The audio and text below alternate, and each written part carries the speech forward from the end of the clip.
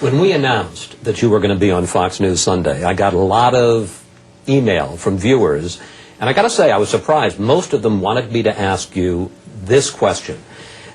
Why didn't you do more to put bin Laden and al-Qaeda out of business when you were president? There's a new book out you may, I suspect you've already read, called The Looming Tower. And it talks about the fact that when you pulled troops out of Somalia in 1993, bin Laden said, I have seen the frailty and the weakness and the cowardice of U.S. troops.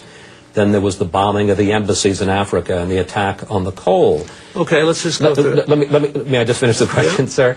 And after the attack, the book says that bin Laden separated his leaders, spread them around because he expected an attack, and there was no response.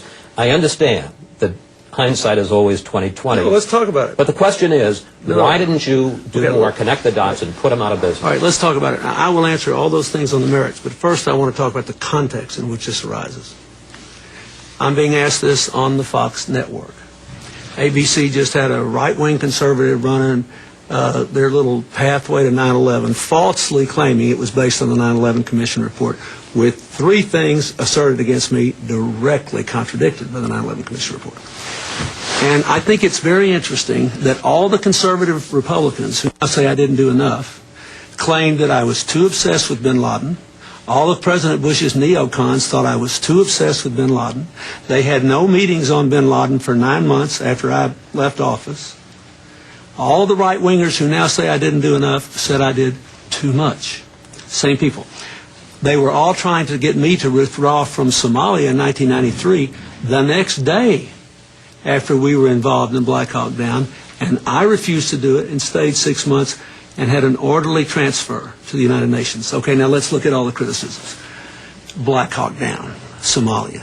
There is not a living soul in the world who thought Osama bin Laden had anything to do with Black Hawk Down, or was paying any attention to it, or even knew al-Qaeda was a going concern in October of 93. I understand.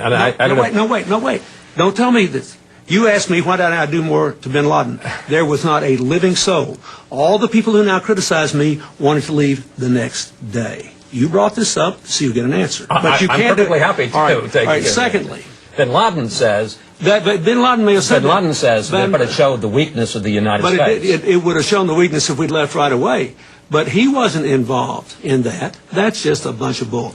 That was about Muhammad Adid, a Muslim warlord, murdering 22 Pakistani Muslim troops. We were all there on a humanitarian mission. We had no mission, none, to establish a certain kind of Somali government or keep anybody out.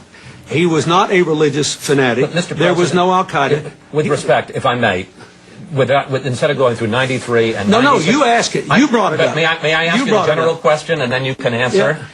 The 9/11 Commission, which you talk about, and this is what they did say, not what ABC pretended they said. What did they say? They said about you and President Bush, and I quote, the U.S. government took the threat seriously, but not in the sense of mustering anything like the kind of effort that would be gathered to confront an enemy of the first, second, or even third rank. First of all, that's not true with us and bin Laden. Well, I'm telling you, that's what the 9/11 Commission said. Let's look at what Richard Clark said. Do you think Richard Clark has a vigorous attitude about bin Laden? Yes, I do. You do, don't you? He has a variety of opinions and loyalties, right. but yes, he has a vigorous opinion. Yeah, he has a variety of opinions and loyalties now. But let's look at the facts. He worked for Ronald Reagan. He was loyal to him. He worked for George H.W. Bush. He was loyal to him. He worked for me, and he was loyal to me. He worked for President Bush. He was loyal to him. They downgraded him and the terrorist operation. Now, look what he said. Read his book and read his factual assertions. Not opinions, assertions. He said we took vigorous action after the African embassies. We probably nearly got bin Laden. Well, I authorized... No, wait a minute. Wait a minute. I authorized the CIA to get groups together to try to kill him. The CIA was run by George Tenet that President Bush gave the Medal of Freedom to. He said he did a good job setting up all these counterterrorism things. The country never had a comprehensive anti-terror operation until I came there. Now, if you want to criticize me for one thing, you can criticize me for this. After the cold, I had battle plans drawn to go into Afghanistan overthrow the Taliban, and launch a full-scale attack search for bin Laden. But we needed basing rights in Uzbekistan, which we got after 9/11. The CIA and the FBI refused to certify that bin Laden was responsible while I was there. They refused to certify. So that meant I would have had to send a few hundred special forces in and helicopters refueled at night. Even the 9/11 Commission didn't do that. Now, the 9/11 Commission was a political document, too. All I'm asking is, anybody who wants to say I didn't do enough, you read Richard Clark's Do you book. think you did enough, sir? No, because I didn't get him. Right. But at least I tried. That's the difference in me and some, including all the right-wingers that are attacking me now. They ridicule me for trying. They had 8 months to try. They did not try. I tried. So I tried and failed. When I failed, I left a comprehensive anti-terror strategy and the best guy in the country, Dick Clark, who got demoted. So you did Fox's bidding on this show. You did your nice little conservative hit job on me. What I want to know is... I'm asking a question. You don't think that's a legitimate question? No, it was a perfectly legitimate question, but I want to know how many people in the Bush administration you asked this question of. I want to know how many people in the Bush administration you asked, why didn't you do anything about the coal? I want to know how many people you asked, why did you fire Dick Clark? I want to know how many people you asked about this. Did you ever watch Fox News Sunday, sir? I don't believe you asked them that. We asked plenty of questions. You didn't ask that, did you? Tell about the truth, the USS Chris. Cole? Tell the truth, Chris. With Did you Iraq ever and ask that? Afghanistan, there's plenty of stuff to ask, Did you ever ask that?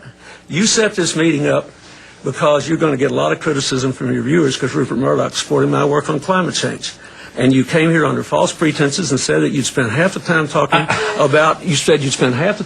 about what we did out there to raise $7 billion plus in 3 days from 215 different commitments, and you don't care. But President Clinton, if you look at the questions here, you'll see half the questions about that. I didn't think this was going to set you off on such a tear. It set off on a tear because you didn't formulate it in an honest way, and because you people ask me questions, you don't ask the other side.